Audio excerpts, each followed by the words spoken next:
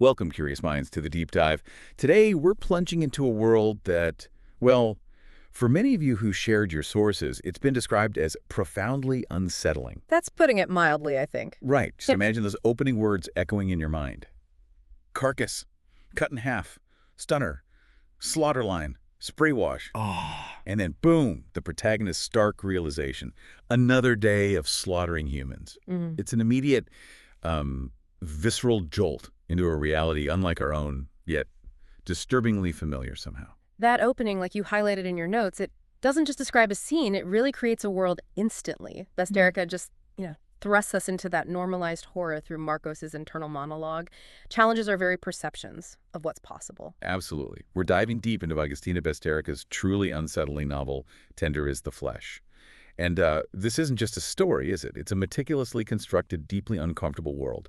It holds up a mirror to our own assumptions about morality, language, what it truly means to be human. Yeah. It's less a tale of pure fantasy, I feel, and more a chilling thought experiment made concrete. And what's striking, I think, is how Bazterrica manages to make this scenario feel so chillingly plausible rather than just like outlandish sci-fi. The book doesn't just present a dystopian future, it builds it, brick by chilling brick, starting with a premise, a virus that, well, in our post-pandemic world, resonates with a terrifying familiarity. Right. Too familiar, maybe. Exactly. And then it systematically shows us how society could adapt, pushing the boundaries of what's acceptable under extreme duress.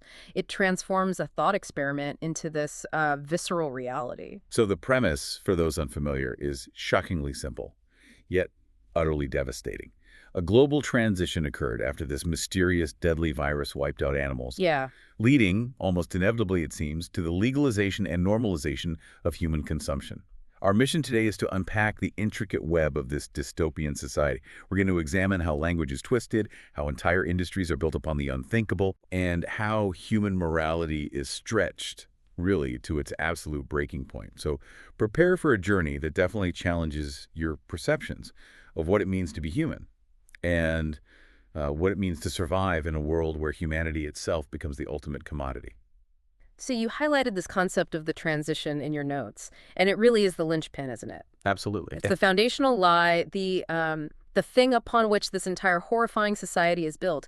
Can you maybe walk us through how Bazterrica unveils this new reality, particularly the catalyst? Precisely. Your notes really capture the shock of it. Bazterrica establishes this new reality with devastating speed. The catalyst, as you pointed out, was a global animal virus. Right. A plausible, almost clinical event that decimated traditional livestock. The sources mention articles, research, and news stories documenting it, which immediately lends this veneer of, journalistic and scientific authority to a global catastrophe. Yeah, it makes it feel real. It's presented as this undeniable, unavoidable force of nature, sets the stage for radical change. And the response to this, that they call the transition, that's where the truly insidious nature of this world begins. Marcos, our protagonist, he sees it not as some natural evolution, but as something quick and ruthless. He calls it an empty word, a kind of verbal anesthetic used to sum up the unfathomable. Yeah. Concealing the true horror of legalized cannibalism.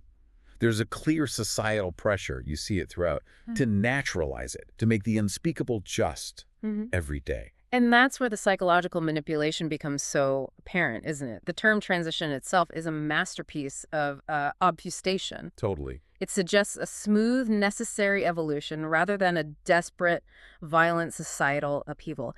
It's designed to sidestep the moral implications entirely. And the governments, who we learned, were quick to spin this new reality, claiming numerous benefits. Benefits, yeah, in massive inverted commas. Exactly. They asserted it would lead to population reduction, poverty reduction, and, oh so conveniently, a new abundant source of meat. It's almost a perverse form of social engineering, presented as the ultimate solution to complex global problems, all while obscuring the true human cost. And what becomes immediately evident from the sources is the sheer audacity of the propaganda, the scientific manipulation used to shape public opinion. It's quite something. Tell us about that. Well, we see prestigious universities claimed that animal protein was necessary to live, while doctors confirmed that plant protein didn't contain all the essential amino acids. Oh, wow. A complete reversal. A full-scale assault on previous nutritional understanding. Even more chillingly, experts assured that gas emissions had been reduced, all while malnutrition was on the rise, showing this complete disconnect between the rhetoric and the actual reality. So propaganda versus reality. Exactly. And to truly dismantle any lingering resistance, magazines publish articles on the dark side of vegetables. Can you imagine? It's a complete cynical reversal of everything we understand now about diet, about environmental concerns, all twisted to justify this unthinkable reality. But beneath this veneer of scientific and governmental progress, the human cost was immediate and brutal. The initial purge, as the book calls it, of this new food source, it wasn't random. No. It systematically targeted immigrants, the marginalized, the poor. They disappeared en masse, were persecuted, and eventually slaughtered. This reveals a deeply ingrained social stratification that underpinned the transition right from the very beginning. It cemented who was deemed expendable. Indeed. That initial targeting, it establishes a horrifying precedent. It cements who is considered human enough to be spared and who is not. It's a chilling demonstration of how easily a society can decide certain lives have less value. And that brings us directly to how language itself becomes a tool for this dehumanization. Not just in the initial framing of the transition, but in the everyday lexicon of this new world. Yes, this is key. Here's where it gets particularly chilling for me. The power of euphemism in tender is the flesh. It isn't just a descriptive tool, it's a veil, it's a weapon. The government, rather than calling it what it is, human flesh, rebranded it as special meat. Right. So you don't ask for human meat. You ask for special tenderloin, special cutlets, maybe special kidneys. It's a calculated, deliberate effort to distance the consumer from the source, to make the act of consumption palatable. This is such a classic tactic for normalizing atrocity, isn't it? A linguistic sleight of hand. By replacing human or person with terms like head, product, or specimen, they systematically strip away individuality, personhood. Yeah. Even the act of killing is sanitized into processing.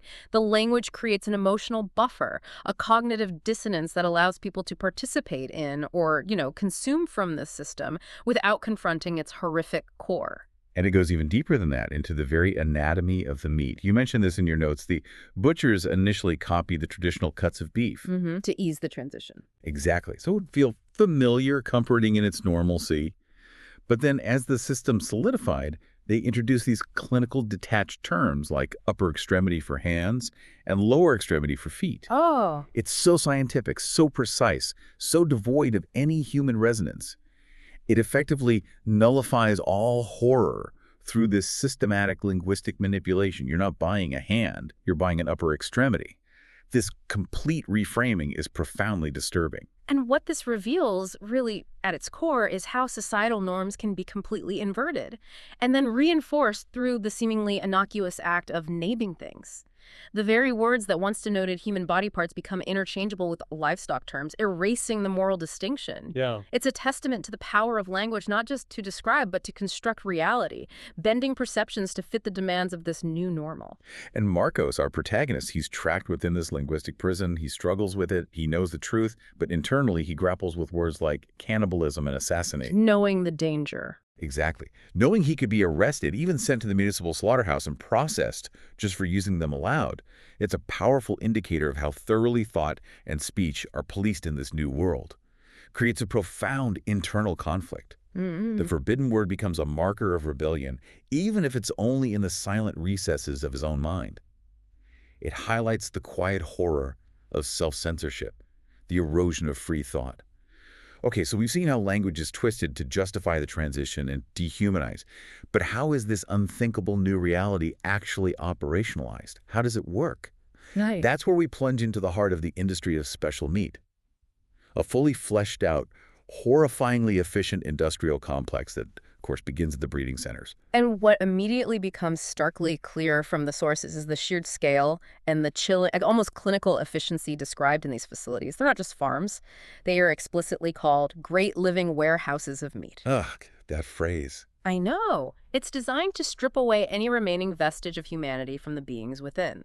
Facilities like Todd Voldelig and Guerrero Iraola are presented with this almost sterile institutional detachment. A warehouse of living meat. Yeah. Yeah, that truly sticks with you. And the breeding practices themselves are designed for maximum yield, absolute control, mimicking traditional animal agriculture in its brutal efficiency. Totally. Heads, as they're now called, are kept separate, each in its own cage, to avoid violent outbursts, and so they don't injure or eat one another. This detail immediately tells you how primal and desperate the conditions are, but also how meticulously engineered they are to prevent any damage to the product. It raises a critical question, doesn't it, about the very definition of humanity when beings are so profoundly reduced to mere product, and we see a clear, disturbing distinction in genetic control. Ah, yes, the FGPs. Right. First-generation pure FGP heads. Born and bred in captivity without modification, seen as superior stock for certain markets. This contrasts sharply with genetically modified heads designed for faster growth, mass production, a purely utilitarian approach. Like livestock. Exactly like livestock. They're even branded with interlocking T and V, or annual initials for FGPs, just like prize cattle, underlining their commodified status. It's basically eugenics for consumption. So it's all about quality control, market value, maximizing output, even down to genetic purity. And the artificial insemination practices, equally disturbing in their cold calculation. They use teaser studs, which are vasectomized males, to detect females in sheet for optimal insemination, ensuring homogeneous lots. An assembly line for bodies. Pretty much.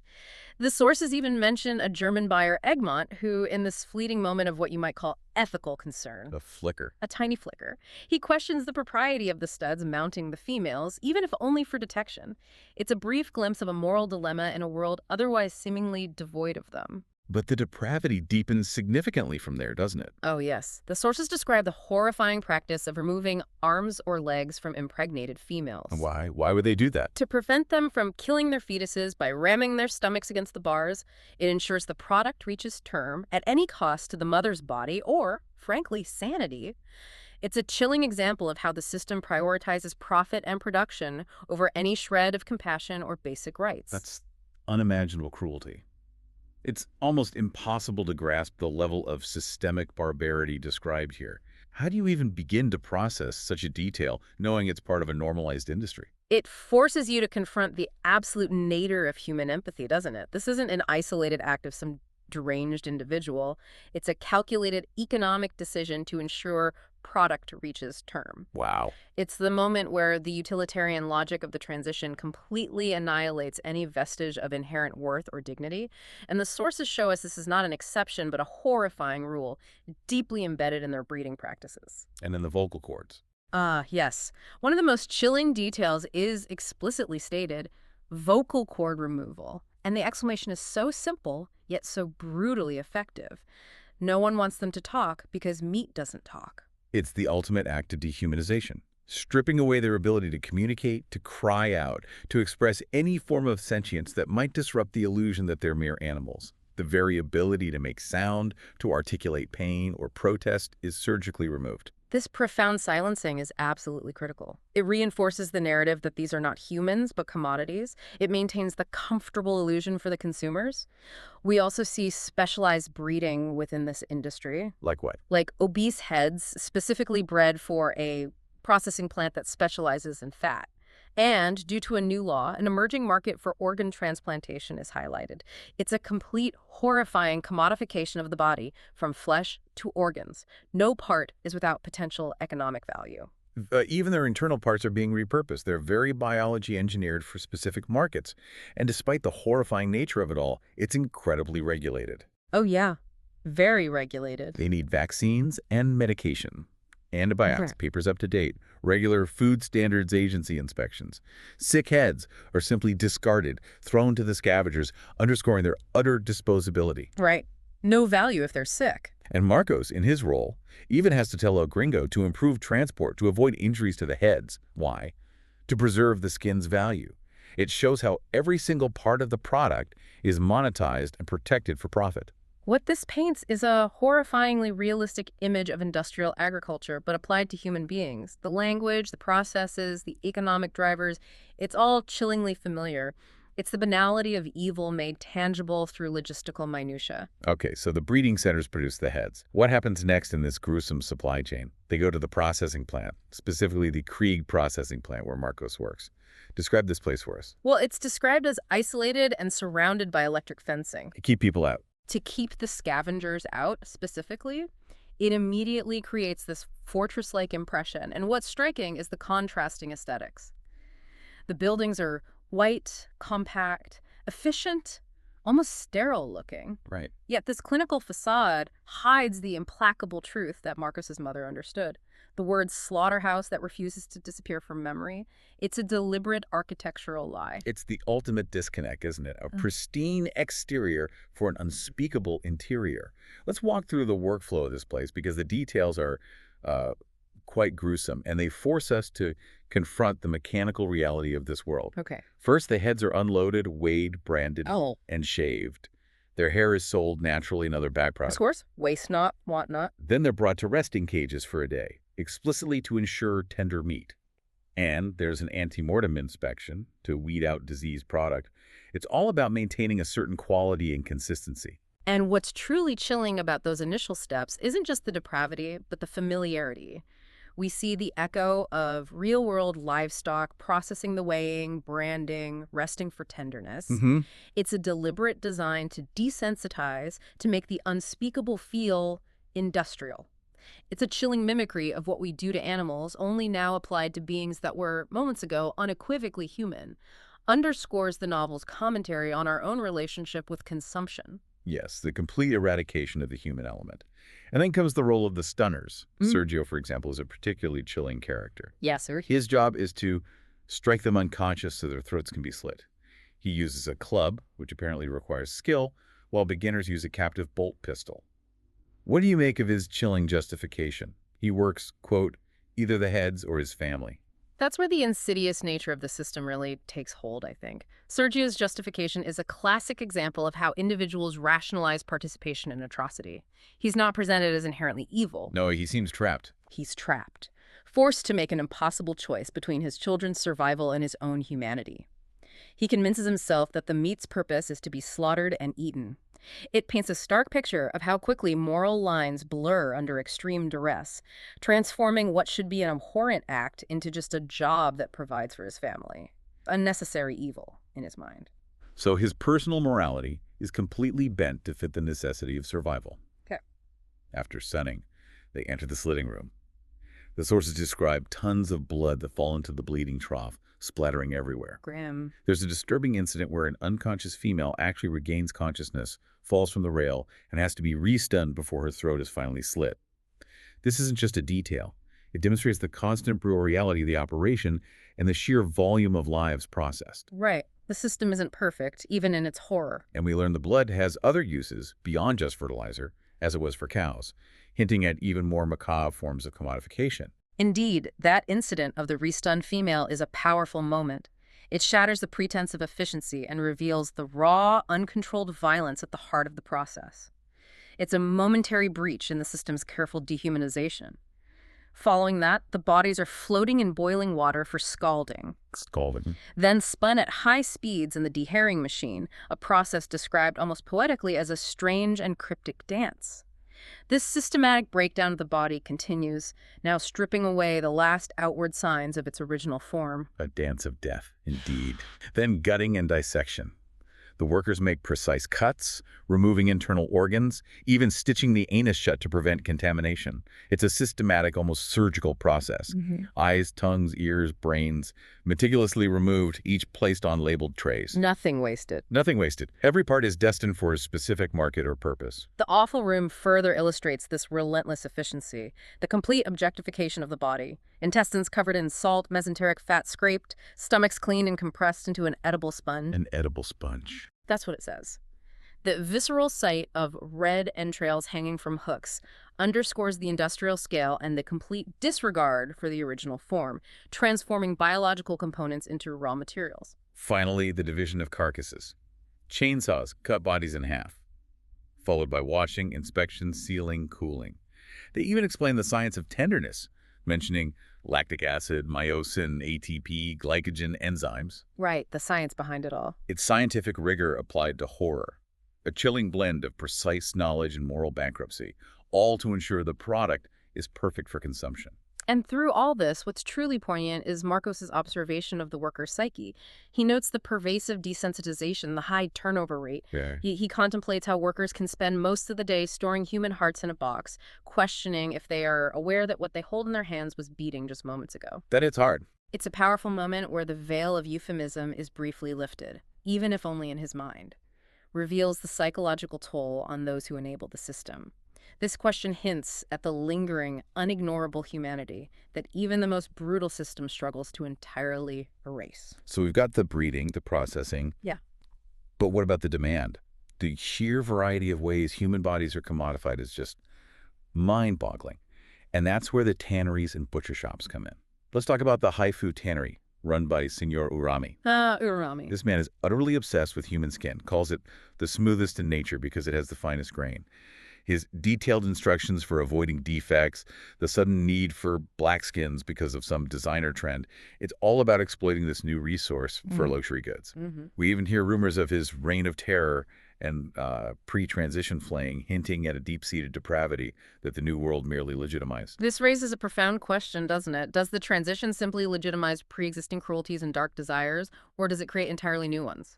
Urami's character strongly suggests the former. Yeah, it feels like just gave him an outlet. Exactly. He's a man whose predilections found a horrifyingly legal outlet. His focus on human skin as a luxury commodity speaks volumes about the value placed on aesthetics, on superficiality, even in a world of profound barbarism. And then there are the butcher shops, the front line of consumption. Spaniel butchers, for instance. Spaniel herself is described with an almost robotic indifference to the world, surgical precision in slicing meat. Her evolution of cuts is both fascinating and horrifying. She initially copied the traditional cuts of beef to ease the public into it. Making the unthinkable feel familiar. Right, but then she introduced upper extremity for hands and lower extremity for feet, and eventually escalated to Spaniel's delicacies, platters of tongues, penises, noses, testicles, even eyeball liquor. Eyeball liquor, seriously. Seriously, this is a new, grotesque culinary landscape pushing the boundaries of what's considered food and luxury to an extreme degree. And we also see the rise of the black market for cheaper, uninspected, easy meat. Right, the unregulated side. Often illegal meat with a first and last name. A chilling reminder that even in this regulated horror, there's an illicit underbelly. Marcos even remembers pre-transition meat adulteration as a historical parallel. Oh, interesting. Connecting past unethical practices to the present. Suggests human depravity is constant, maybe, only its canvas changes. What's particularly striking here is how the commodification extends beyond mere sustenance. It ventures into gourmet, even novelty consumption. The black market underscores the societal stratification, with the poor consuming uninspected, easy meat, while the wealthy indulge in specialized cuts and exotic delicacies. What this reveals at its core isn't just a dystopian economy, but a profound shift in human value. Yeah. It strips away any pretense of shared humanity, creating a social hierarchy where your very existence, your very flesh, becomes a direct reflection of your economic and social standing. It forces us to ask, how easily can we as a society fall into a system where human worth is measured purely by market value? But the industry of special meat goes beyond just food and leather. It delves into terrifying scientific experimentation at the Volca laboratory, run by Dr. Volca. Ah, Volca, the Dr. Menville nickname. Exactly. That tells you a lot right there. She is described as obsessive and perfectionist, demanding specific FGP specimens for research. She even returns those that don't meet her unimaginable requests, like specific eye spacing or forehead slope. The ethical void is just staggering. So what kind of experiments are we talking about? It's a catalog of horrors, frankly. We see heroin addicts supplied with drugs to understand addiction, then nullified, killed to study their brains. A perverse form of medical research. Nullified. Another chilling euphemism. Right. Other specimens have removed eyes, are hooked to nicotine, strapped with apparatuses on their heads, starved, subjected to vivisections, even forced onto electrified floors to study pain responses. It's pure, unadulterated torture, all in the name of science. And then there's the use of mild sedatives, allowing them to record organ function when the specimen is alive and conscious. Oh my God. Truly chilling. Beyond that, she studies infant reactions by sedating mothers to observe their baby's emotional responses, and even simulates car accidents with strong male specimens to collect data for safer cars. Safer cars, built on unimaginable suffering. The ethical void in this laboratory is absolute. life reduced to mere data points. Valka's complete disinterest in the specimens as living beings, her dismissive attitude towards employees, whom she perceives as incompetent, it all illustrates a profound moral decay. There's no pretense of a greater good here. It's scientific curiosity completely untethered from any human consideration. Right. Marcus himself even questions the presence of caged animals in the lab, suspecting they might be a front just to maintain the virus narrative. Hints at the depths of deception and manipulation required to sustain this monstrous system, even among its facilitators. This brings us to another incredibly dark facet of the industry: the game reserves. Ah, yes, the hunting. Imagine paying exorbitant sums to hunt humans for sport. That's Ehrlich's domain. Yeah. Ehrlich, a Romanian emigre who hunts humans as trophies in his private game reserve. And his justification? His justification is chilling. He holds this twisted belief that eating each other since the world began simply makes the transition less hypocritical. Wow. It's a perverse philosophical justification for his brutality, a selective reading of history to rationalize present barbarism. Suggests a deep perversion of history and anthropology to rationalize current actions, just dismissing centuries of moral evolution and the hunters themselves. Wealthy individuals, including celebrities paying off debts like Ulysses Vox, the rock star, they seek the monstrous and invigorating challenges of human prey. It indicates this deep-seated desire for thrill, power, and ultimate grotesque form of status symbol, and indulgence for the truly jaded elite. The hunt culminates in hunters posing with their trophies raised heads, a horrifying reversal of traditional hunting rituals. Yeah. And the ultimate act of consumption is described as eating something that's alive, for the pleasure of knowing that because of your intent, your actions, this being has ceased to exist. It's a profound, horrifying expression of dominance, a complete assertion of power over another life. There's even a packaging service for hunters to take their prey home, further normalizing this ultimate act of cruelty. What emerges from this description is the ultimate commodification and degradation of human life, where beings are reduced to sport and status symbols for the elite, and this extreme commodification extends even further. To the cabaret? To the Lulu Cabaret, where clients can pay to eat the woman he's slept with, illustrating the absolute nadir of human trafficking and sexual exploitation. It's the ultimate manifestation of the body as a disposable commodity, stripped of all dignity and agency. In this deeply disturbing world, our protagonist, Marcos, isn't just an observer, is he? He's deeply enmeshed, working within the very system he abhors. His journey through internal struggle and transformation is so central to the novel. He starts with this intense burden of knowing, a visceral revulsion at his job.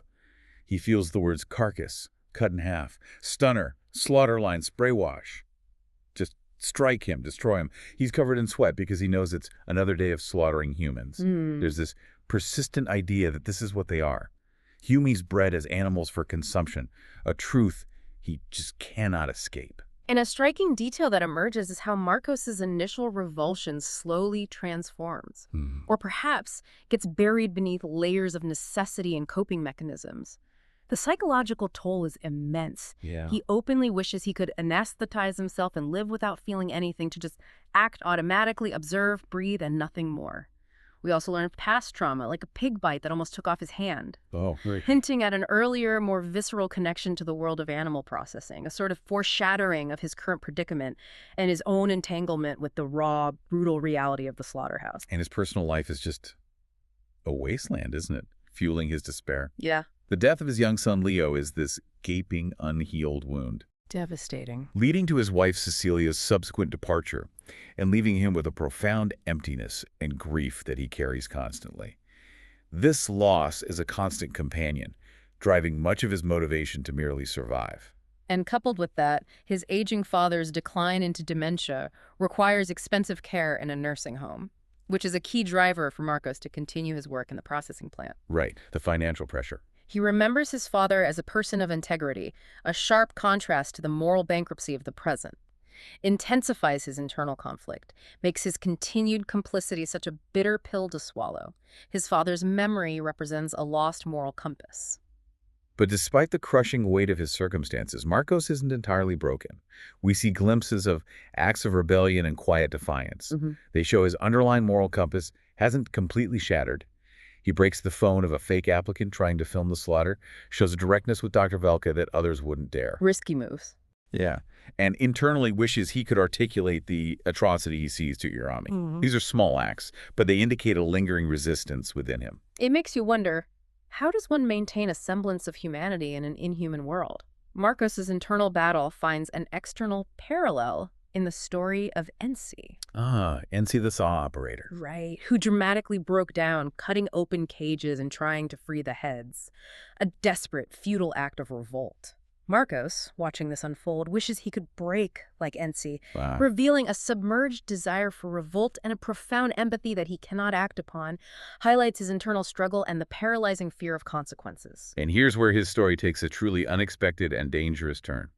His relationship with Jasmine. Yeah, this is pivotal. She enters his life as an unwanted gift from El Gringo, an FGP female, initially just a problem, another unwanted responsibility, but something shifts.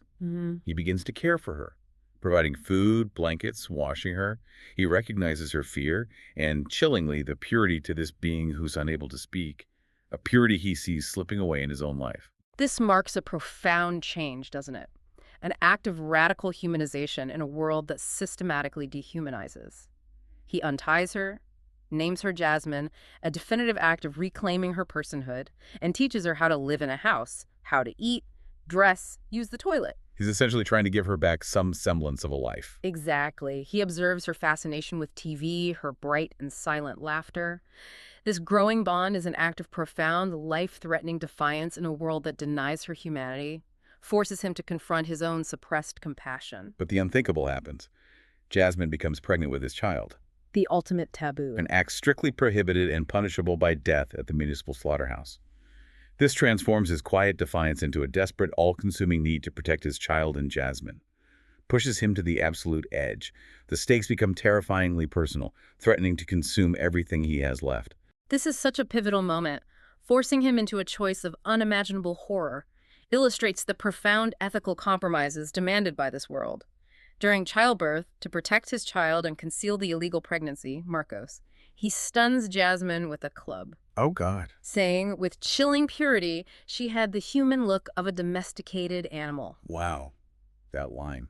It's a profound, horrifying moment of both love and brutality, where the very act of preserving one life requires the destruction of another, internalizing the system's logic even as he performs an act driven by love. It's a moment of devastating ethical and psychological complexity. It truly is. And his acts of defiance and vengeance continue, albeit in these dark, personal ways. He performs his father's farewell, cremating him and scattering his ashes at the abandoned aviary, a cherished childhood memory. A moment of tenderness, almost. Almost. But then, in a grim act of personal retribution, he fills the urn with dirty sand for his hypocritical sister, Marisa, a symbolic rejection of her superficiality and complicity. And he confronts her directly, doesn't he? He does. He directly condemns Marisa's hypocrisy, her plans to carve the head up slowly, serving pieces every time she hosts an event, based on this macabre book called Death by a Thousand Cuts. Unbelievable. This confrontation is Marcos actively rejecting the performative rituals, the moral bankruptcy of this society, exposing the depth of her complicity in the new normal. It's a moment of stark, raw truth. And in a dark manifestation of his suppressed rage and pragmatism, he devises this cold, calculated scavenger plan. Tell us about that. Poison heads and give them to the scavengers, blaming their deaths on the stolen meat. It's a horrifying act of efficiency and vengeance, using the system's own cruelty against itself. Shows how deeply he's been scarred and warped by his environment. I also see a raw, almost ritualistic sexual encounter with Spannel, the butcher, where he seeks to break her icy words, make her scream. This acts as a desperate release for his own contained fury and pain. An attempt to find a visceral connection or an outlet for his internal torment. An attempt to break through the desensitization of another. It's a primal, violent expression of his own suffering. Finally, a symbolic act.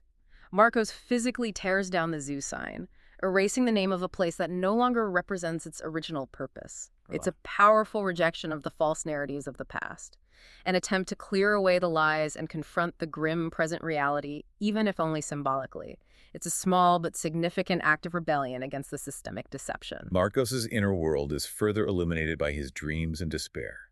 He experiences these recurring nightmares. Yeah, they're intense. Wolves eating his son, his own heart being ripped out, figures like Manzanillo and Spannel. These are vivid manifestations of his guilt, trauma, the fragmented reality he inhabits, constantly replaying his deepest fears, reflecting the pervasive horror of his waking life. He also experiences a recurring physical manifestation of his emotional burden, a stone in his chest, Yes. which shrinks with his son's birth but is always present, a constant heavy weight of grief and horror that never truly leaves him, a physical embodiment of his emotional suffering. And in moments of profound horror or despair, he screams. The ultimate release. These are moments of ultimate, unexpressed emotion. Yeah. A primal outcry against the unspeakable. A guttural release from the enforced silence and self-censorship that defined his existence. They are the only true moments of unfiltered expression left to him. Now let's zoom out from Marcos's personal journey and examine the broader landscape of societal decay and the cost of adaptation in this world. One of the starkest examples is the emergence of the scavengers. Right, the outsiders. They represent the ultimate failure of the transition to create a stable, just society. They're a desperate underclass, living outside the law, marginalized, driven by hunger. We see their brutal reality in the incident where they overturn a truck. Yeah, that was intense. Using machetes and knives to get meat, even attacking the driver, demonstrating the sheer brutality of their existence. What's particularly striking here is how the scavengers represent the complete breakdown of social order at the fringes. They are a direct product of the transition, a stark reminder of humanity's lowest common denominator when faced with extreme deprivation. Their existence highlights the inherent inequalities exacerbated by the new system, proving that even a system built on total control cannot eliminate those who fall through the cracks and are forced into primal survival. And then there's a truly bizarre phenomenon, the Church of the Immolation. Oh, yes. This sect. A radical sect whose members believe the human being is the cause of all evil in this world and, in this twisted act of spiritual sacrifice, volunteer to feed another human being. They embrace the ultimate commodification of life, seeing it as giving meaning to their existence through a ritualistic surrender of their bodies. Marcos, however, views them with detached cynicism, sees them as heavily drugged or severely psychotic, refuses to dignify their actions with any spiritual legitimacy. This brings to light a crucial question about faith and meaning in a broken world, doesn't it? While they perceive their actions as spiritual and purposeful, they are still fundamentally participating in and perpetuating the system of human consumption, just with a different internal justification. It's a dark, twisted form of martyrdom. Exactly. Where the ultimate act of selflessness ironically reinforces the very mechanism of dehumanization. It's a stark reminder that even spirituality can be warped to fit horrific realities. One of the most haunting aspects of this world, which Marcos experiences acutely, is the absence of animals. Yeah, the silence. The city is filled with a profound silence that nobody hears. A quiet, pervasive void left by the elimination of all animals. The abandoned zoo becomes this decaying monument to a lost world, covered in obscene drawings and desperate messages like, "I miss the animals." It's not just an environmental loss, it's an elegy for a vanished natural world and a profound emotional void in the human experience.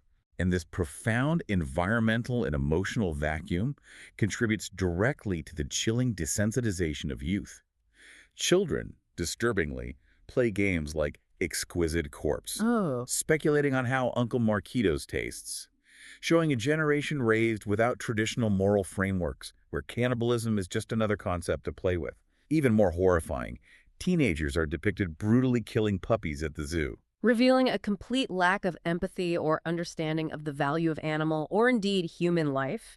Their moral compass has been completely reprogrammed, demonstrates the long-term societal cost of the transition. It's as if their moral compass has been completely reprogrammed, showing the terrifying speed with which new generations can adapt to atrocity. And this brings us to the ultimate point, the commodification of all life. Everything has a price. Everything, from domestic heads, which are status symbols, luxury items for city dwellers, to seniors in public nursing homes being sold on the black market when they die. Life itself has a price, right up until the very end. Even families authorize the sale. Their own families sometimes authorize the sale to pay debts. No longer funerals were told, cemeteries were sold. The sanctity of life and death, of memory and mourning, utterly obliterated, replaced by pure economic utility. What this underscores is how deeply the utilitarian logic of the transition has penetrated every aspect of existence, even beyond the initial premise of food. Everybody, every life has a potential economic value. reducing human existence to a mere resource. It's a chilling extrapolation of market forces into the most intimate areas of human experience, erasing concepts like dignity and inherent worth. And what about the illusion of safety? Even in this grim reality, there's a facade. Nursing home brochures still proudly proclaim security guaranteed 204/7. Yeah, right. Yet the reality, as the sources reveal, is that bodies are being sold for profit. There's even a widespread paranoia about bird droppings, leading to a booming umbrella industry that Marcos sees as a government-backed manipulation, a distraction, another layer of manufactured fear to control the populace. It's a world built on layers of lies and manipulated anxieties. This highlights the pervasive deception and the way society constructs false assurances to maintain a semblance of order and control. Finally, the book delves into the unsettling legal distinctions of slavery and prescribed enjoyment. Right, the legal loopholes. While owning slaves is prohibited, a thin veneer of ethical legislation, there's a case of a family prosecuted for keeping 10 female slaves. And if a domestic head is enjoyed, the official euphemism for sexual exploitation, the punishment for the owner is death at the municipal slaughterhouse. Indeed. The phrase prescribed enjoyment is just a masterclass in linguistic perversion, isn't it? It really is. It's a legal euphemism designed to acknowledge, yet simultaneously sanitize, the abhorrent act of sexual exploitation of human beings. The fact that the punishment for the owner is death at the municipal slaughterhouse, essentially becoming the product they so freely used, highlights the perverse logic of this world. It's not about justice for the victim. Not at all. It's not about justice for the enslaved. It's about maintaining the system's own twisted order, preventing rogue exploitation that threatens its regulated cannibalism and its carefully constructed facade of control. So, society adapts, yes, but the cost is immense, and its rules are built on a foundation of profound moral corruption. Well, we've covered a truly unsettling journey through the world of Tender as the Flesh. It's a challenging read, no doubt. But as we've explored today, Bazterrica masterfully uses the story of Marcos, the world of special meat, to dig into these profound themes. We've seen the insidious nature of dehumanization, how language itself is corrupted to obscure horror, the pervasive toll of trauma on individuals, and, well, the chilling ease with which society can adapt to the most horrific circumstances. All things you highlighted so vividly in your notes. And what's particularly resonant here, I think, is how the novel doesn't just present a dystopian future, it forces us to question the present. Yeah. The mechanisms of propaganda, the commodification of life, the social stratification, the desperate justifications for unthinkable acts, these are all amplified echoes of elements we recognize in our own world. Makes the horror profoundly resonant and, discomfortingly close. It reveals the fragility of our own ethical frameworks. That's a powerful point. It's not just about the external pressure, is it? It's about how that pressure warps our internal compass, forces us to redefine what we consider humane, what we're willing to accept, and what we're willing to do. Yeah. So as we wrap up this deep dive, I want to leave you with a thought-provoking question to mull over. In a world where even love and survival demand the unthinkable, what parts of ourselves are we truly willing to sacrifice to adapt? And what is the ultimate irreversible price of that adaptation when humanity itself becomes the commodity? It really makes us critically examine the boundaries of our own morality, the fragility of our ethical frameworks. How much pressure can a society withstand before it truly breaks? Or perhaps before it reshapes itself into something unrecognizable, something that has forgotten what it means to be human in its pursuit of survival? Exactly. So I encourage you to reflect on the power of language in your own life, the fragility of morality in uncertain times, and the quiet acts of resistance or complicity that shape our world. Thank you for joining us on The Deep Dive.